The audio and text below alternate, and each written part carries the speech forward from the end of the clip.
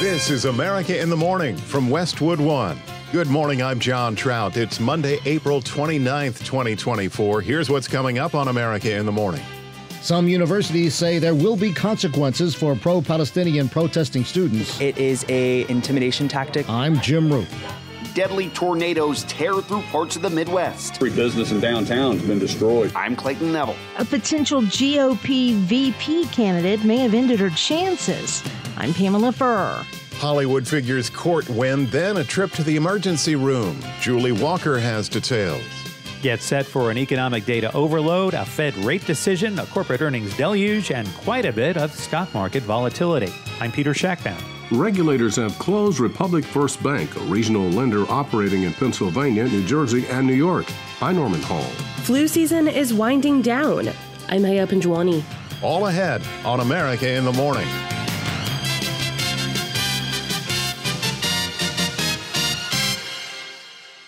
Pro-Palestinian protesters continue to clash with police on college campuses. Jim Roope reports depending on the school involved, students may or may not face consequences for their actions, even those that violate school policies. Conflict a world away causes clashes on college campuses here. What was supposed to be expressions of free speech results in arrests for violence and vandalism, yet while some universities are holding students involved in unrest accountable, others are saying there will be no consequences for students. For example, Boston's Emerson University, where nearly 120 people were arrested for public disturbance and an unlawful encampment. University officials say, quote, the college will not bring any campus disciplinary charges against the protesters and will encourage the district attorney not to pursue charges related to encampment violations, end quote. And on university campuses where officials say there will be consequences, such as Brown University in Providence, Rhode Island, the protesters, many of them students, like Armin Dindar, tell the National Desk they don't believe them. It is an intimidation tactic from the university that they have been using for so long. Physical clashes over the weekend have happened yesterday on the campus of UCLA and problems on the campus of the University of Southern California, USC.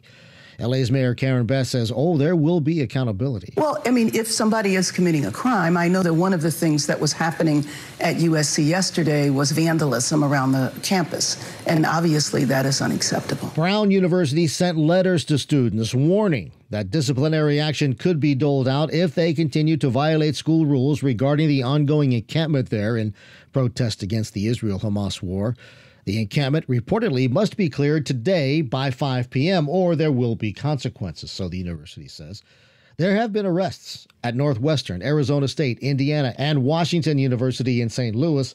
All told, there have been more than 800 arrests of protesters since April 18th, when the first arrests occurred at Columbia University in New York. It is still unclear exactly how many of those arrested are students, however, in all of those universities. The protests by the pro-Palestinian groups want the universities to divest completely from any connection to Israel, and they're calling for an immediate and permanent ceasefire. Those protesting in support of Israel say to them, what has been lost is that Hamas struck first. Hamas and ISIS from Gaza attacked Israel on October 7 at 6:30 in the morning. They attacked people in their home. They kidnapped. Those in support of Palestine say it's about the innocent lives lost in the Israeli counteroffensives. The rhetoric rages on, as does the Israel-Hamas war. I'm Jim Roope. Deadly tornadoes ripped through the Midwest and Southern Plains. Correspondent Clayton Neville reports on where the twisters hit.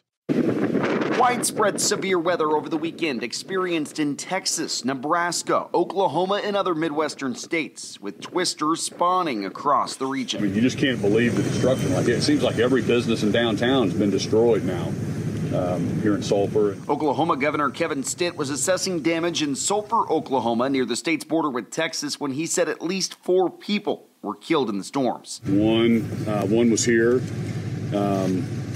Just right here on the corner. They just removed her body, and 2 in Ada, and then 1 Marietta, is that right? 1 up down in Marietta. The lives lost clearly devastating, and so is the damage to small-town businesses. Just like that, all the tax revenue, all these businesses in downtown Sulphur just overnight have been wiped out. So we need to help help sulfur rebuild. Yeah, just devastating. Governor Stitt says he's in contact with federal officials about getting help as soon as possible. She offered her assistance. I told her to thank the president. We're working on the damage assessment. We have Anna with the emergency management department. She'll be working on all that. More than 150 storms were reported in the Midwest on Saturday alone. And on Friday, dozens of tornadoes were seen in at least 6 states, including Iowa and Nebraska, where businesses and homes near Omaha were damaged.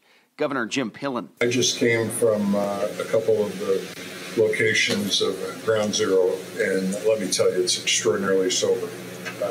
If you think too close, it's an emotional experience. As the week begins, the aftermath sets in as severe storm season is in full force across the Midwest. I'm Clayton Neville. Disgraced Hollywood movie mogul hospitalized. Details when America in the Morning continues after these messages.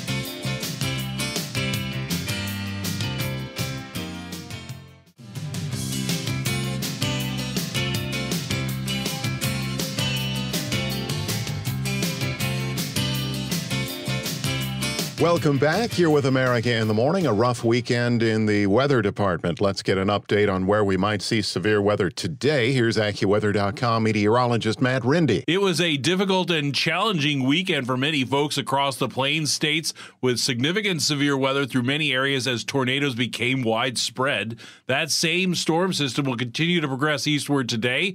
There will be some heavier thunderstorms along the front in parts of southeast Texas, eastward to Louisiana and Mississippi. There is still a chance for some flash flooding, damaging winds, and hail. Farther to the north, that same cold front will lead to more scattered showers and thunderstorms through parts of eastern Arkansas into Alabama, northward to Indiana, Michigan, and Ohio. Though not reaching severe levels, there is still a chance for some heavier rainfall. More showers will develop on the western side of the low-pressure area through Minnesota into North Dakota, some of which could mix with snow in parts of northern Minnesota. The rest of the plains will be largely dry with sunshine returning. Highs will range from the 60s and 70s in the north and central states, then warming quickly into the 80s and 90s in Oklahoma and Texas. While ahead of this front, it is going to be quite warm through many of the eastern states. Most places are going to have plenty of sunshine with temperatures well into the 80s and even a few 90-degree readings. Some records will likely fall. And the New England will be the exception to this warm up, with the frontal boundary leading to some cooler conditions, more clouds, and even a few showers.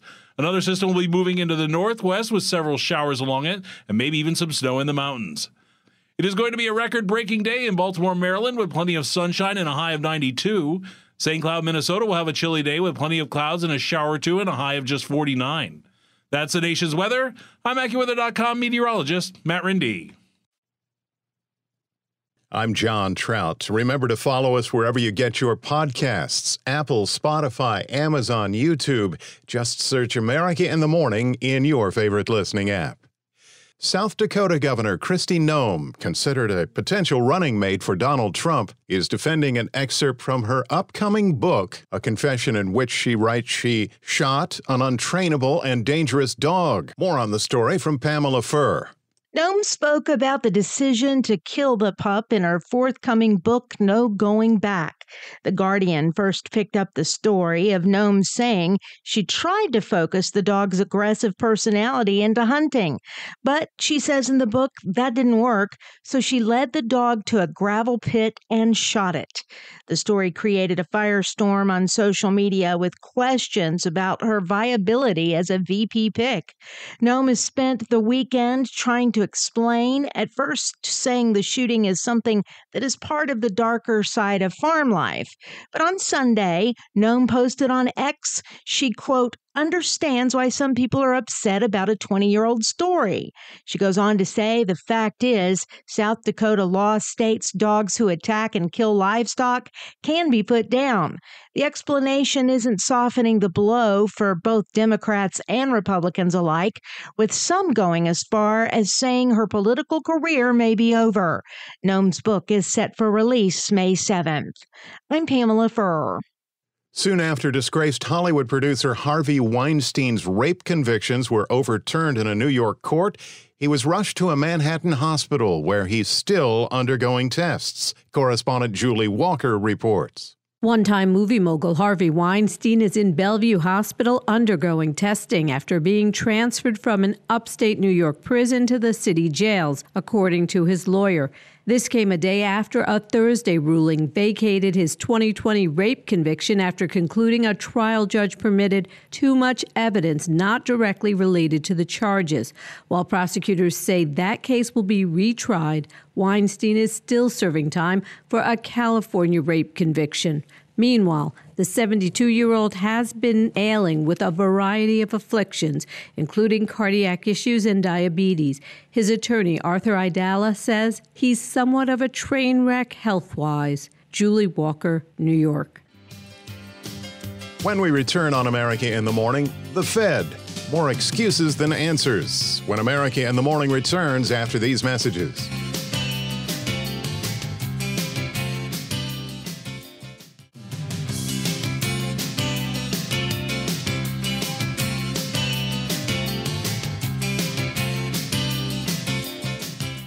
This is America in the Morning. The Business Report is sponsored by Fisher Investments. Fisher Investments takes a disciplined approach with investing, helping clients navigate volatile markets. Learn more at FisherInvestments.com.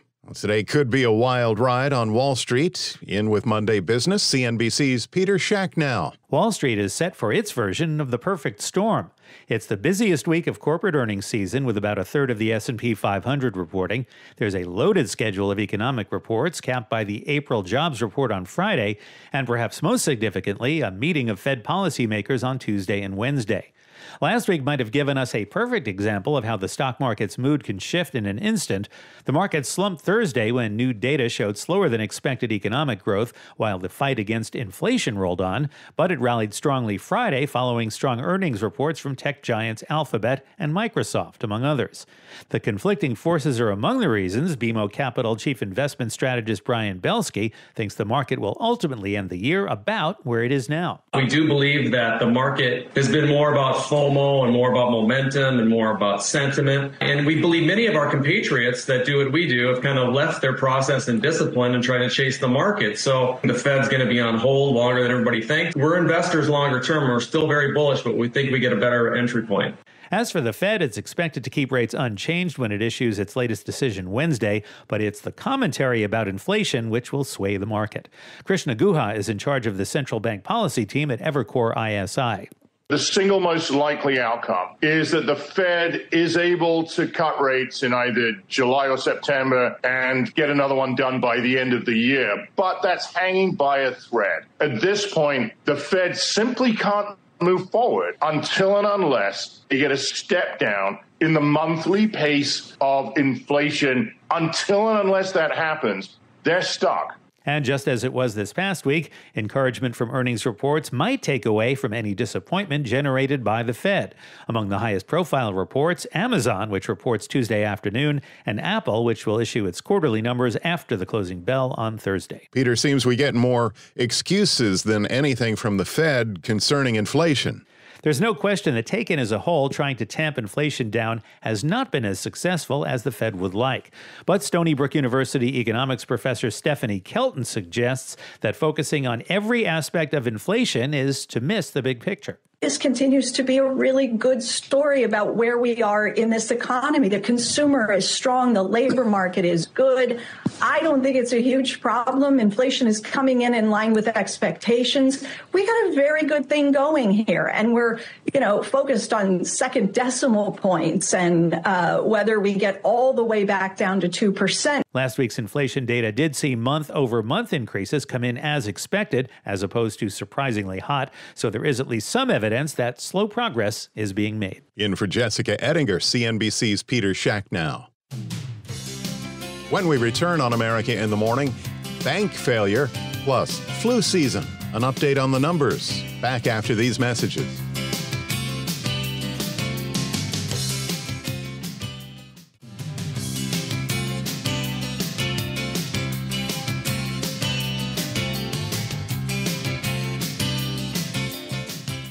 Welcome back. Here with America in the Morning. Republic First Bank has been closed by Pennsylvania state regulators in what the FDIC said was the first U.S. bank failure this year. Correspondent Norman Hall reports. The Federal Deposit Insurance Corporation says it seized a Philadelphia-based bank, which did business as Republic Bank and had roughly $6 billion in assets and $4 billion in deposits as of January 31st. Fulton Bank, which is based in Lancaster, Pennsylvania, agreed to assume substantially all of the failed bank's deposits and buy essentially all of its assets. The FDIC says Republic Bank's 32 branches are reopening as branches of Fulton Bank.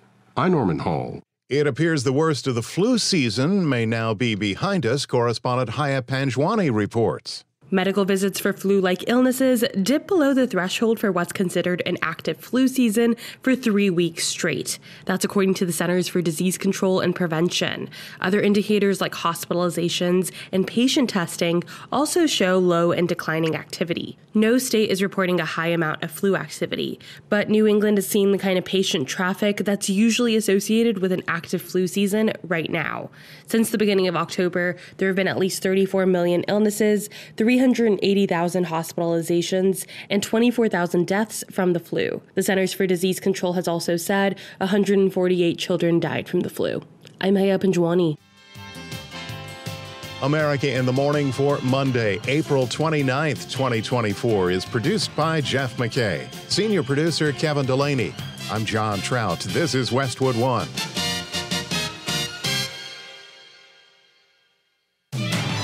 This is America in the Morning from Westwood One. I'm John Trout. Coming up this half hour. The White House Correspondents' Dinner brings some edgy jokes. I'm Clayton Neville. President Biden's increasingly trying to score laughs on the campaign trail at Donald Trump's expense. Sagar Magani, Washington. A former Colorado paramedic convicted of homicide has avoided prison and been sentenced to probation. I'm Norman Hall. A top Qatari official has urged Israel and Hamas to do more to reach a ceasefire deal. I'm Karen Chamas. More rights for farm workers and a Trump-DeSantis meeting. Details ahead. Actor Nicole Kidman is the recipient of an AFI Life Achievement Award. I'm Margie Zaraletta with the latest. Tennis and sex dominated the box office this week. I'm Kevin Carr. Back after these messages.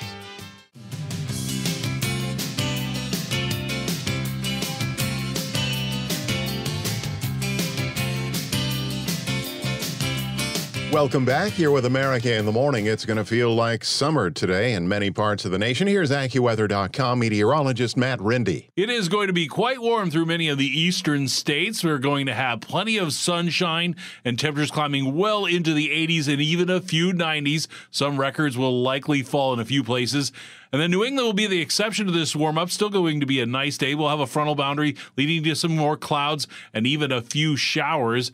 But heading to the other side of the country, we have a storm system moving into the northwest today with several showers along it. It will also have some chillier air associated with it, allowing for some snow in the Cascades into the Rockies, and there could be a slushy inch or two. And farther south from California into Utah, as well as Arizona and New Mexico, we're expecting a lot more sunshine with afternoon temperatures near or slightly above the historical average. In the Plains states, it was a difficult weekend for many folks, with more than 100 tornadoes having been reported from Nebraska and Iowa southward to Texas and Oklahoma. That same frontal system will continue to progress eastward today. There'll be some heavier showers and thunderstorms in parts of southeast Texas, eastward to Louisiana and Mississippi. There is still a chance for some flash flooding, damaging winds, and hail. Farther to the north, that same front will lead to more scattered showers and thunderstorms through eastern Arkansas into Alabama and then northward to Indiana, Michigan, and Ohio. Though not reaching severe levels, there will still be some heavier rainfall. More showers will develop on the western side of the low through Minnesota and North Dakota, some of which could mix with snow in parts of northern Minnesota. The rest of the plains will be largely dry with sunshine returning. Highs will range from the 60s and 70s in the north and central states, and then warming quickly into the 80s and 90s in Oklahoma and Texas. That's the nation's weather. I'm AccuWeather.com meteorologist Matt Rindy. I'm John Trout. Remember to follow us wherever you get your podcasts: Apple, Spotify, Amazon, YouTube. Just search America in the Morning in your favorite listening app. President Biden was the deliverer and the butt of jokes during the annual White House Correspondents' Dinner over the weekend. Correspondent Clayton Neville files this. Politicians, journalists, and celebrities who were at the White House Correspondents' Dinner navigated pro-Palestinian demonstrators outside the event. Inside the dinner, President Biden toasted the Constitution. To a free press, to an informed citizenry, to an America where freedom and democracy endure. The dinner was hosted by Saturday Night Live comedian Colin Jost, who went after the president with a slew of jokes. The economy is kind of like you on the steps of Air Force One. It feels like it's stumbling, but there is somehow upward progress. The president had jokes of his own. Age is an issue. I'm a grown man running against a 6-year-old. Aimed at his opponent in the presidential race, former President Donald Trump. Age is the only thing we have in common. My vice president actually endorses me. He even touched on Trump's legal issues. Well, Donald has had a few tough days lately. You might call it stormy weather. That, of course, a reference to the current hush money trial Trump's facing in New York City surrounding porn star Stormy Daniels. Trump released a statement after the Correspondents' dinner Saturday night, calling it, quote, really bad, and saying that the host bombed and Biden was an absolute disaster. I'm Clayton Neville.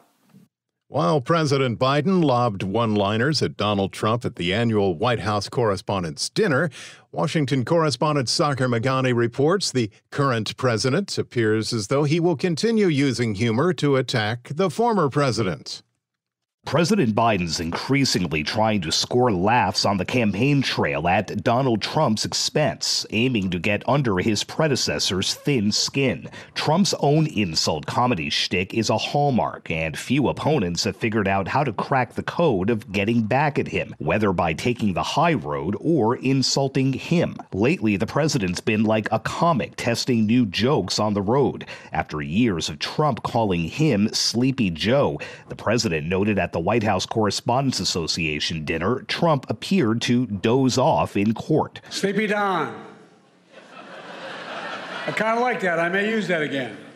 He says age is an issue in this campaign. I'm a grown man running against a 6-year-old. Jokes are the norm at the annual dinner, but the real meat of the president's stand-up routine of sorts comes during campaign speeches. Last week, he remembered Trump suggesting injecting bleach to ward off COVID. He missed it, all went to his hair. A day earlier, he noted Trump called the Supreme Court ruling overturning abortion protections a miracle. Maybe it's coming from that Bible he's trying to sell.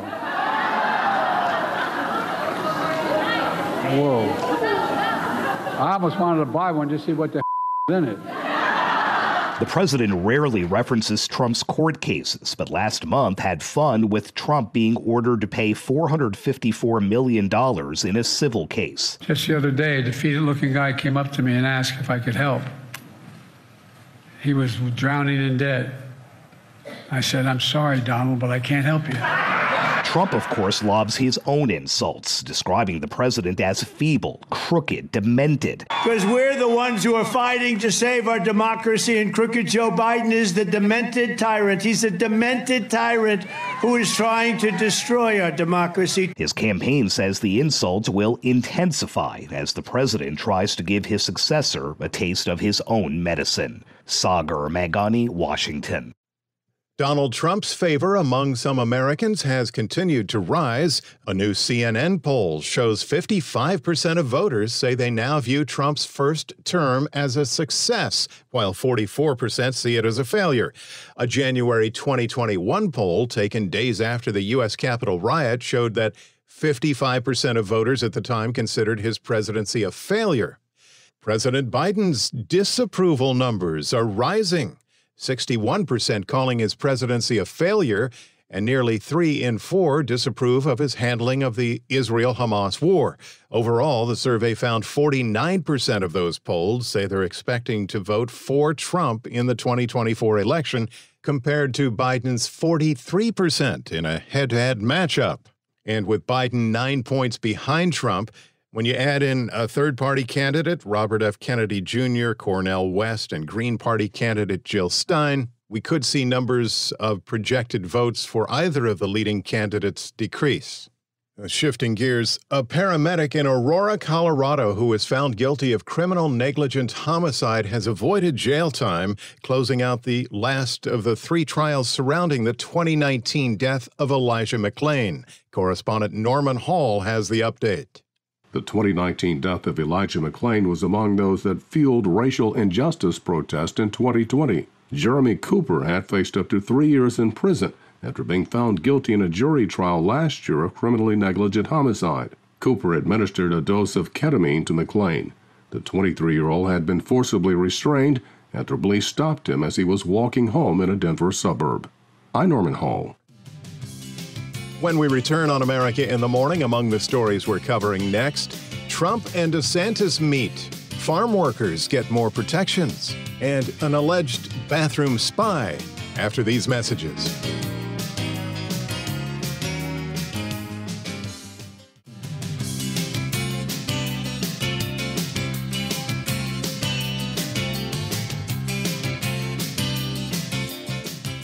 I'm John Trout. Welcome back. This is America in the Morning. Secretary of State Antony Blinken is heading to Saudi Arabia to try to restart ceasefire negotiations in Gaza as a delegation from Hamas is in Cairo in parallel talks to the Saudi meeting. As correspondent Karen Shalmas reports, Qatar, which has been in the center of the talks and also hosts the Hamas leadership, is attempting to broker a peace deal and hostage release between the terror group and Israel.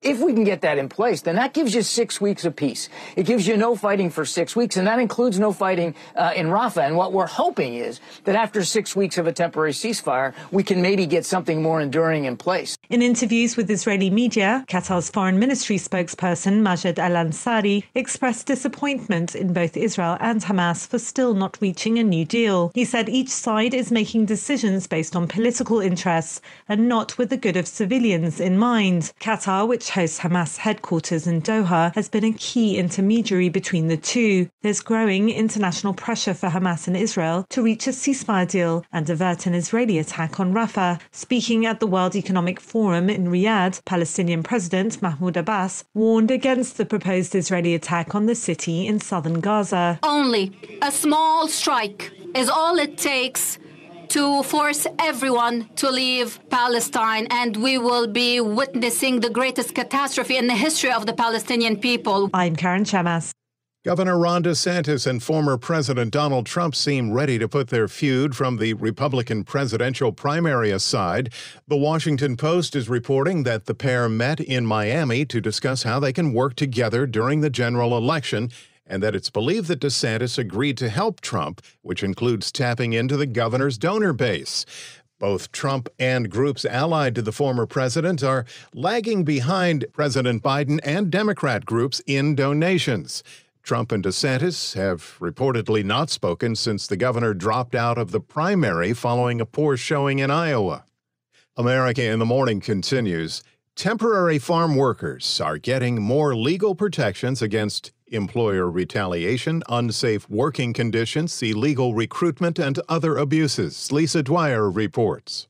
The rule announced by the Biden administration aims to bolster support workers on H-2A visas. Each year, hundreds of thousands of immigrants, mostly from Mexico, take on seasonal jobs in U.S. agriculture. The new rule requires farmers to provide transportation for long distances, prevents retaliation for meeting with unions at provided housing, and implements safeguards to help counter human trafficking, among other requirements. Pro-labor groups applaud the changes, while some business groups warned of excessive regulatory burdens. The rule takes effect June 28th. I'm Lisa Dwyer. Political pushback on a proposed ban on a type of cigarette. Correspondent Ed Donahue has details. The Biden administration is indefinitely delaying a long-awaited ban on menthol cigarettes. It has anesthetic properties and qualities that help mask the harshness and irritation of tobacco smoke. The FDA says it would prevent hundreds of thousands of smoking-related deaths over 40 years. Health Secretary Javier Becerra gave no timeline for issuing the rule, saying more time is needed to consider feedback, including from civil rights groups. About 80% of black smokers use menthol. Reverend Al Sharpton and other civil rights leaders have warned a ban on menthol would create an illegal market for the cigarettes in black communities and invite more confrontations with police. Ed Donahue, Washington. Indicted, a former flight attendant accused of using a cell phone to record images of youngsters in airplane lavatories. With more on the story, here's correspondent Jackie Quinn.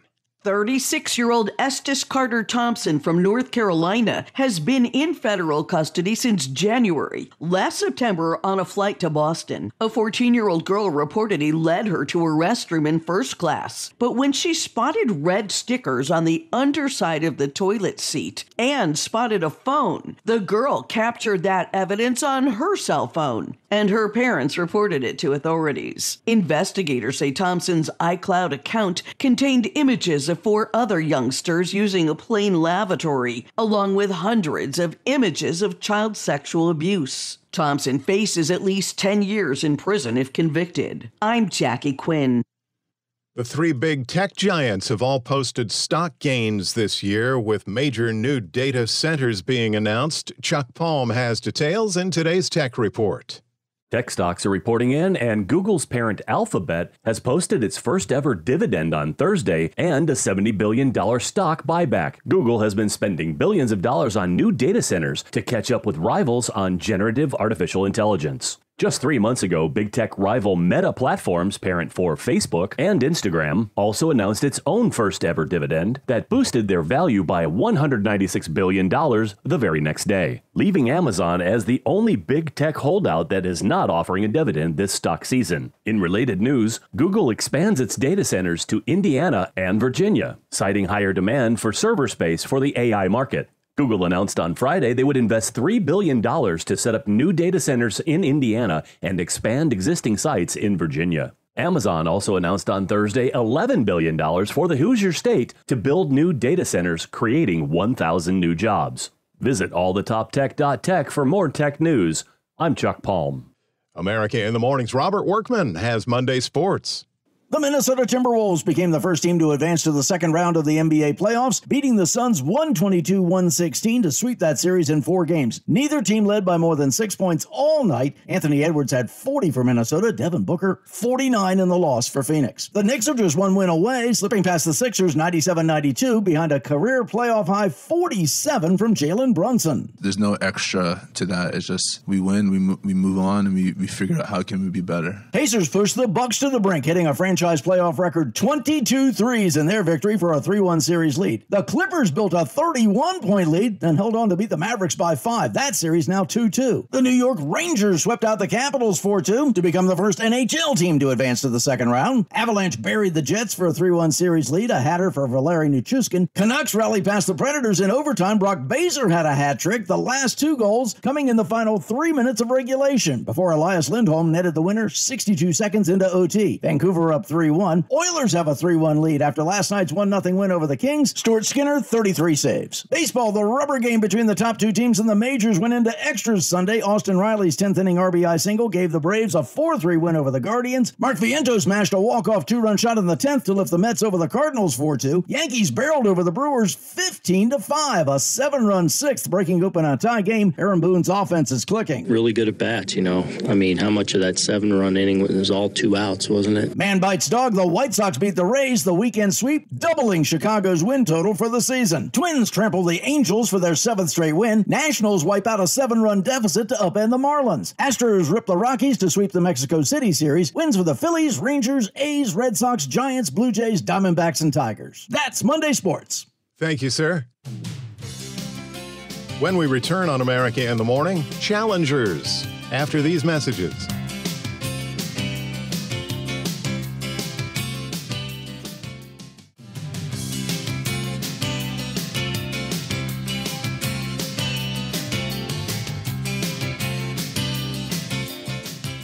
Welcome back. Here with America in the Morning. Actress Nicole Kidman receives honors for her work on the big screen. Entertainment correspondent Margie Zaraletta reports. Morgan Freeman made a joke about Nicole Kidman's AMC Theaters We Make Movies Better ad by saying, Nicole Kidman, she makes movies better. Kidman says her success is because she had aspirations of being an actor. Australian or not, I'm just so honored to be on this list with the greats and to be able to represent my country. I was obviously born in Hawaii. I've worked all over the world, but I'm an Aussie girl.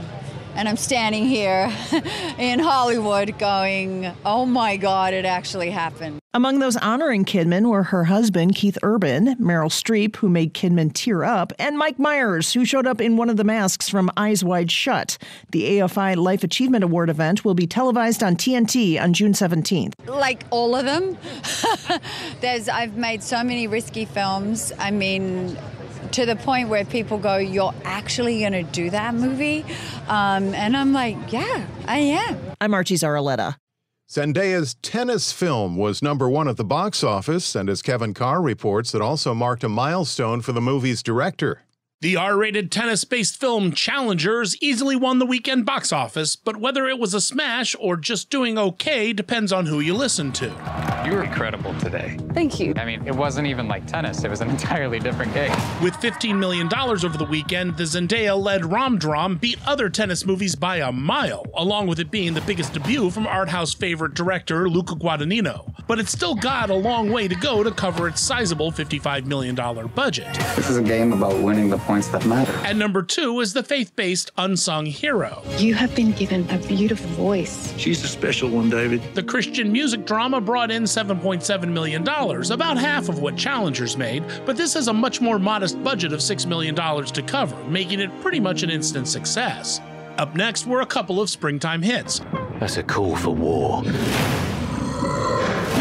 Godzilla x Kong made $7.2 million for third, and Civil War conquered $7 million for fourth. We kidnapped a vampire.